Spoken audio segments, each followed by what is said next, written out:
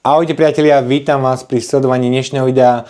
Týchto dvoch mojich pomocníkov možno niektorí poznáte, možno niektorí nie. Túto pásovú pilu som kupoval asi pred mesiacom a použil som ju pri projekte, kde som robil paletu na prepravu včelích úlov. Ten projekt zvládla bez problémov, len keď som už potom robil si stolík, tak tam mi odišlo tlačidlo zapnutia. Keď som pichol tú pásovú pilu do elektriky, tak stále pracovala. Toto búracie kladivo mám už asi 2 mesiace a používal som ho, keď som na dvore robil dlažbu, potreboval som tam nejaké betóny porozbíjať, tak na to kladivo mi celkom dobre slúžilo, ale keď už som robil dlažbu pred bránou a potreboval som tam rozbiť nejaký ten betón, tak prestal mi ísť kvázi ten príklep. Tak poďme sa v dnešnom videu pozrieť na týchto dvoch mojich pomocníkov a vyskúšať si ich opraviť na základe rád, ktoré ste mi napísali do komentárov pod jednotlivé videá. Tak poďme na to.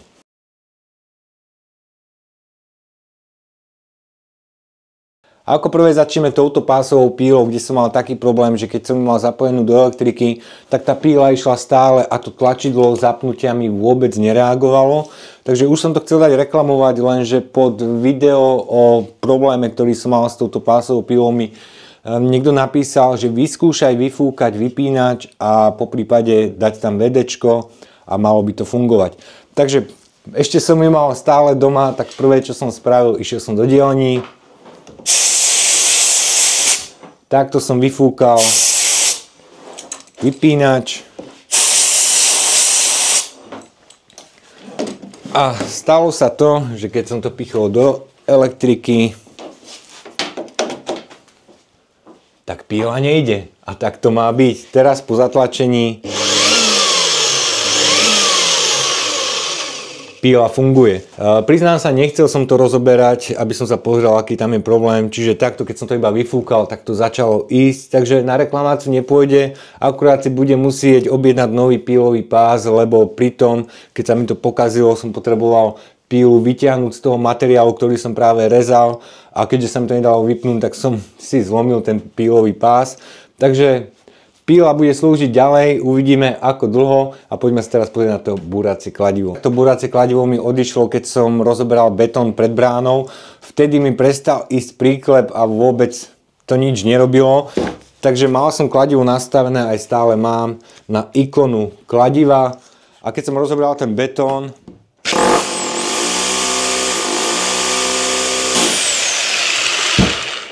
takto kladivo kvázi nič nerobilo a iba bolo opreté o ten betón. Takže do komentárov pod video, o ktoré som robil o tej betónovej dlažbe, mi niekto napísal, že treba otvoriť túto zátku a naliať tam mazivo, ktoré bolo súčasťou balenia. Rovnako súčasťou balenia bol aj takýto kľúč. Takže vyskúšame si to otvoriť a vyťahnem si to najskôr z elektriky. Takže vyskúšame si to odkrútiť.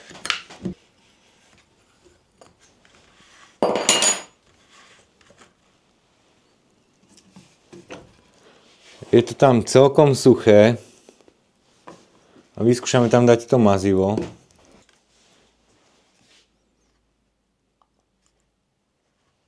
Mazivo je tam. Trošku ho rozotriem po tých častiach, ktoré sú tam. Dáme tam naspäť zátku.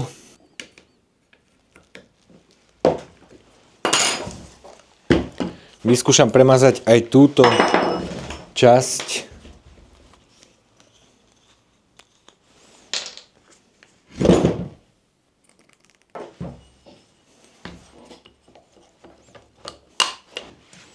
Dobre, mám to všetko namazané a vyskúšame, či to pomohlo.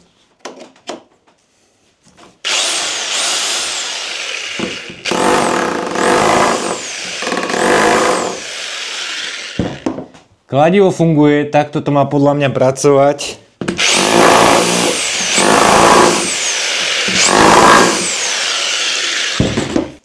Tak ako ste mali možnosť vidieť, tak búracie kladivo ako aj pásovú pilu sa mi podarilo opraviť, takže obom vám sa chcem poďakovať za rady, ktoré ste mi napísali do komentárov pod jednotlivé videá.